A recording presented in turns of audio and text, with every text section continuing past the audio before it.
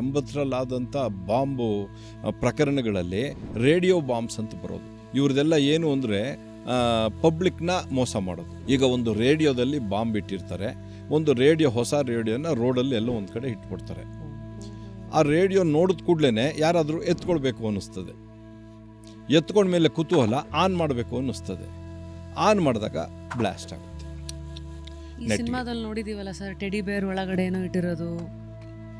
ಮಕ್ಕಳಿಗೆ ಅಟ್ರ್ಯಾಕ್ಟ್ ಮಾಡುವಂಥದ್ದು ಬೊಂಬೆಗಳಾಗಿರ್ಬೋದು, ಚಾಕ್ಲೇಟ್ ಆಗಿರ್ಬೋದು, ಅಥವಾ ಯಾವುದೇ ಒಂದು ಪ್ರಾಣಿ ಪಕ್ಷಿಗಳ ಒಂದು ಇದಾಗಿರ್ಬೋದು, ಅದನ್ನೆಲ್ಲ ಕೂಡ ಉದ್ಯಾನವನಗಳಲ್ಲಿ, ಸ್ಕೂಲ್ ಹತ್ರ ಅದು ಬ್ಲಾಸ್ಟ್ ಆಗಬೇಕು. ಒಟ್ಟಿನಲ್ಲಿ ಪಬ್ಲಿಕ್ಕಿಗೆ ಭಯ ಬರಬೇಕು. ಭಯೋತ್ಪಾದಕರನ್ನ ಅವರು ಭಯದಲ್ಲಿ ನೋಡಬೇಕು.